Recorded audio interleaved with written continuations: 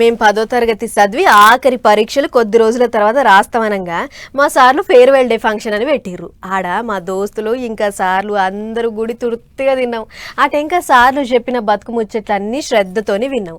అసలు అప్పట్లో సార్లు పొల్లగాళ్లను కంట్రోల్లో పెట్టే తరీకే అలాగుండేది. కానీ ఈ తరం పొల్లగాళ్ళు కొందరు తమాం ఖరాబ్ అవుతుర్రు.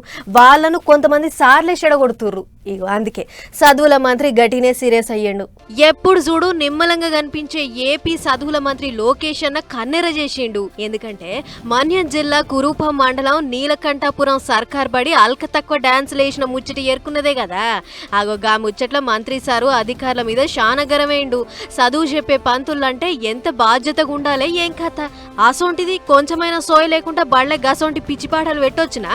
అసలు అది బడి అనుకుంటుర్రా లేకుండా ఇంకేమన్నానా? వెంటనే సార్ల మీద గట్టి చర్యలు తీసుకోవాలి అని ఆర్డర్ వేసుడుతోని హాస్టల్ వార్డర్ను సస్పెండ్ చేసిర్రట ఐటీడీఏ అధికారులు. అంతేకాదు ట్రాన్స్జెండర్లను పిలిచి పిచ్చి డాన్స్ లేపించిన సార్లను కూడా సస్పెండ్ చేయాలని చూస్తుర్రట.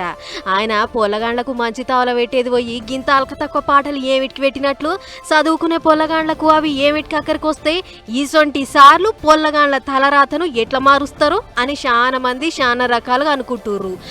అదే ముచ్చట్ను లోకల్ మంత్రి గుమ్మడి సంధ్యారాణి మేడం ఇంకా కలెక్టర్ ప్రభాకర్ రెడ్డి సార్ కూడా సీరియస్ గా తీసుకుర్రు. బళ్ళే బడి పొల్లగాళ్ళు సార్లు బడి పనోళ్ళు తప్ప ఇంకొకళ్ళు ఉండొద్దు. అసొంటిది ట్రాన్స్జెండర్లు ఎందుకు వచ్చిర్రు, వచ్చి అడ్డమైన డాన్సులు ఏమిటికేసిర్రు, వీటితోని పొల్లగాళ్లకు ఏం ఫాయిదా అని గరం మీద ఉన్నారట. మరిగా బడి పొల్లగాళ్లను గీతీల తోవల పెడుతున్న సార్ల మీద ఏం చర్యలు తీసుకుంటారో ఏమో చూడాలి.